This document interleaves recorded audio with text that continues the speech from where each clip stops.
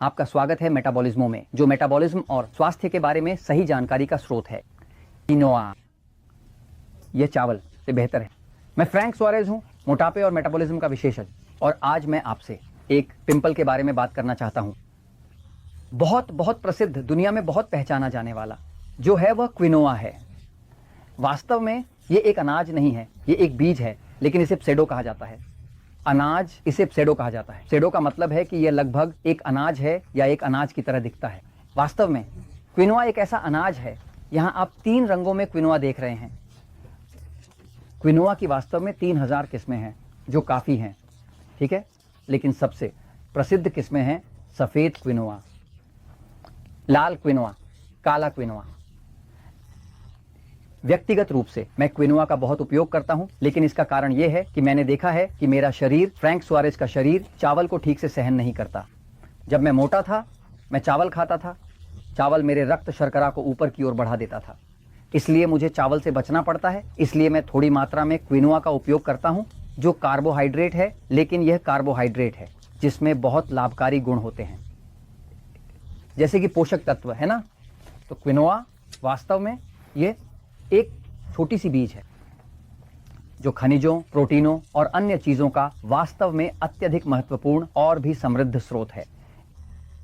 सभी क्विनोआ में सबसे लोकप्रिय सफेद क्विनोआ है। वास्तव में इस सफेद क्विनोआ के साथ, काले या लाल के साथ भी ऐसा ही है, अगर कोई ऐसा ही कर सकता है। चावल और बीन्स के स्थान पर बीन्स के साथ क्विनोआ, या चावल के साथ ग्राउंड बीफ के स्थान पर बीन्स के साथ क्विनोआ। खैर, आप क्विनोआ के साथ ग्राउंड बीफ बना सकते हैं। वास्तव में जॉर्ज को यह बहुत पसंद है ना जॉर्ज? जॉर्ज को क्विनोआ के साथ कीमा बहुत पसंद है ना। क्विनोआ के साथ स्पेन और अन्य देशों में ऐसे स्थान हैं जहां वे क्विनोआ के साथ पाइया बनाते हैं, है ना। जिसे चावल पसंद है, जैसे मुझे, तो कोई चावल को प्राथमिकता देता है। लेकिन क्या होता है जब आप चावल का सेवन करते हैं और एक ग्लूकोमीटर से देखें कि उसकी ग्लूकोज एक डायबिटिक से भी खराब हो जाती है, तो उसके लिए थोड़ा चावल खाना बहुत गैर जिम्मेदाराना होगा, जब उसे पता है कि उसका शरीर चावल को सहन नहीं करता, क्योंकि एक आक्रामक भोजन के साथ शरीर एक एलर्जी की तरह प्रतिक्रिया करता है, जो भी तनाव पैदा करता है वह आपके रक्त शर्करा को स्वचालित रूप से बढ़ा देगा। अगर ग्लूकोज एक निश्चित स्तर से ऊपर चला जाता है तो फिर विनाश होता है, दृष्टि का विनाश, किडनी का विनाश, दिल का विनाश, कैंसर, ट्यूमर और अन्य के लिए अवसर। इसीलिए स्वस्थ रहने के लिए ग्लूकोज के स्तर को नियंत्रित करना होगा। जब ग्लूकोज के स्तर बहुत उच्च होते हैं तो इसे डायबिटीज कहा जाता है, और जब ये अत्यधिक उच्च होते हैं तो भले ही इसे डायबिटीज न कहा जाए, ये फिर भी शरीर को नष्ट कर देगा। तो शरीर की सेहत को बनाए रखने का तरीका यह है कि ग्लूकोज को एक निश्चित स्तर से ऊपर जाने से रोका जाए।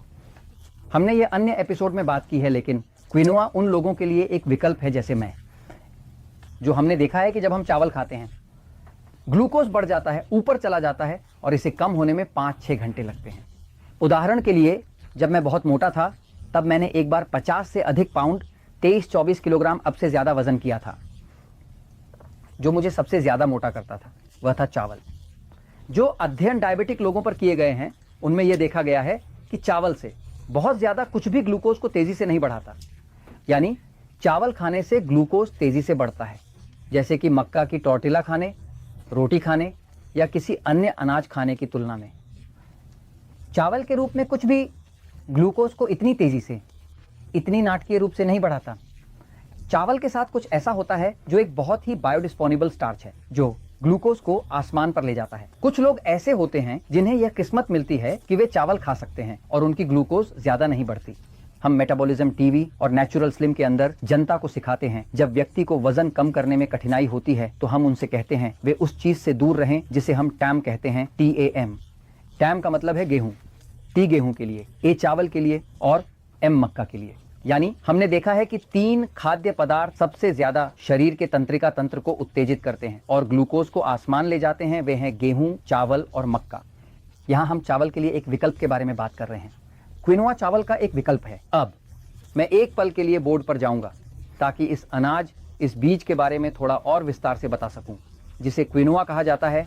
ध्यान दें, सबसे पहले मैं आपको बताने क्विनोआ यह लगभग 7000 साल से अधिक समय से उगाई जा रही है आंदेस में। वहां पेरू, बोलिविया और अन्य क्षेत्रों में 7000 साल से अधिक समय से क्विनोआ की खेती की जाती थी। क्विनोआ यह अनाज है, इसे एक पसूडो अनाज कहा जाता है जो प्राचीन है। इनकास, उदाहरण के लिए इनकास, इसे कहते थे माँ अनाज के बारे में, और इसे एक पवित्र अनाज माना जाता था। और यह इनकाओं के इतिहास में ऐसा ही है, क्या नहीं। बुनियादी रूप से क्विनोआ एक प्रकार का बीज है जो वास्तव में खनिजों का एक बड़ा अनुपात रखता है, इसलिए यह बहुत पौष्टिक है। लाता है मैग्नीज, लाता है मैग्नीशियम, थोड़ा सा क्विनोआ, लाओ लोहा, लाता है जिंक, लाओ थोड़ा और मिलाओ, लाता है विटामिन B1, इसे ही आप थायमिन कहते हैं, ट्रे, विटामिन B3 जो नियासिन के मां से विटामिन B6 लाता है जो इसका उपयोग करता है। तंत्रिका तंत्र लाता है folic acid, folic acid, folic यानी यह आवश्यक खनिजों का एक शानदार स्रोत है, जो ऐसे खनिज हैं जो थायराइड को चलाने में मदद करते हैं, ग्रंथियों हार्मोनल प्रणाली को चलाने के लिए। तो इसके अलावा क्विनोआ को वर्ष 2013 में संयुक्त राष्ट्र 2013 को क्विनोआ का वर्ष घोषित किया, क्योंकि उसने देखा कि पूरे ग्रह पर जितने भी बीज और अनाज हैं उनमें से कोई भी वास्तव में क्विनोआ के समान भूख को मिटाने के लिए पोषण मूल्य नहीं रखता। तो उसी संयुक्त राष्ट्र ने 2013 को क्विनोआ का वर्ष घोषित किया। और फिर वह अनाज ये इसलिए बनाया गया क्योंकि इसकी एक विशेषता है। देखिए, जब आप एक पूर्ण प्रोटीन चाहते हैं, पूर्ण जिसमें सभी आवश्यक अमीनो एसिड हों, 8 आवश्यक अमीनो एसिड हैं, ये हैं आवश्यक अमीनो एसिड, वे होते हैं जिन्हें शरीर बदल नहीं सकता। कुल 22 अमीनो एसिड होते हैं। आप अमीनो एसिड को मिलाते हैं और आप प्रोटीन बनाते हैं। शरीर की प्रोटीन, अमीनो एसिड वे होते हैं जो प्रोटीन बनाते हैं। प्रोटीन मांस, पनीर, अंडा, मांसपेशियों, आपके शरीर का मांस, अंगों, सब कुछ प्रोटीन से बना होता है। ये अमीनो एसिड से बना होता है। कुल 22 अमीनो एसिड होते हैं, लेकिन उनमें से 8 आवश्यक होते हैं। आवश्यक, शरीर अगर ये नहीं है तो इन्हें फिर से बनाने का कोई तरीका नहीं। अन्य अंतर, अगर शरीर उन्हें एक दूसरे में बदल सकता है, लेकिन ये 8 आवश्यक अमीनो एसिड नहीं बदले जा सकते। क्या हुआ? अमीनो एसिड ये हैं आइसोल्यूसिन, 8 हैं leucine, lysine, methionine, phenylalanine, threonine, tryptophan, valine. ये 8 आवश्यक अमीनो एसिड ही हैं। अगर इनमें से कोई एक भी गायब हो जाए तो किसी न किसी तरह एक ग्रंथि काम नहीं करेगी। तंत्रिका तंत्र विफल होने जा रहा है। सिस्टम तंत्रिका में, तंत्रिका संबंधी नियंत्रण का ये काम नहीं करेगा, शरीर काम नहीं करेगा। एक गायब हो जाए, इन 8 कोई भी, बाकी के अमीनो एसिड कोई भी गायब हो सकता है, शरीर बदलता है, लेकिन ये 8 अगर इनमें से कोई एक गायब हो जाए, समस्या आती है, अवसाद आता है, तंत्रिका प्रणाली का टूटना होता है, नींद की कमी होती है और बाकी सब कुछ भी। अब क्या होता है, ये पता चलता है कि ये 8 आवश्यक अमीनो एसिड हमेशा हर चीज में मौजूद होते हैं। पशु प्रोटीन ये हमेशा पनीर, मांस, अंडे में मौजूद रहेंगे, वहाँ ये भी होंगे, लेकिन दुनिया में, वनस्पति जगत में कोई वनस्पति नहीं है। सब्जी जिसमें सभी 8 हैं, इसलिए यदि आप सभी 8 चाहते हैं तो आपको यहाँ थोड़ा सा संयोजन करना होगा, थोड़ा और यहाँ से और कोशिश करें कि वे एक ही भोजन में मिल जाएं, लेकिन ऐसा कोई नहीं है। अब अपवाद, जो एक अद्भुत अपवाद है, वह है क्विनोआ।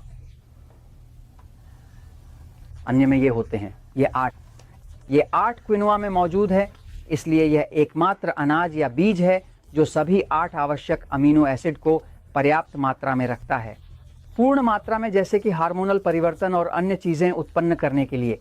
तो मूल रूप से क्विनोआ बेहद अनुशंसित है, खासकर उन लोगों के लिए जिन्हें चावल से असहिष्णुता है। हम थोड़ा सा चावल लेते हैं और हमें नींद आने लगती है, हम थोड़ा सा चावल खाते हैं और शुगर आसमान छूने लगती है, या हमारी पेट बाहर निकल आती है, क्योंकि यह शरीर के लिए तनावपूर्ण होता है। इसलिए क्विनोआ एक विकल्प है। और मैं ये आपसे वास्तव में इसलिए कह रहा हूँ क्योंकि सच्चाई हमेशा जीतती है।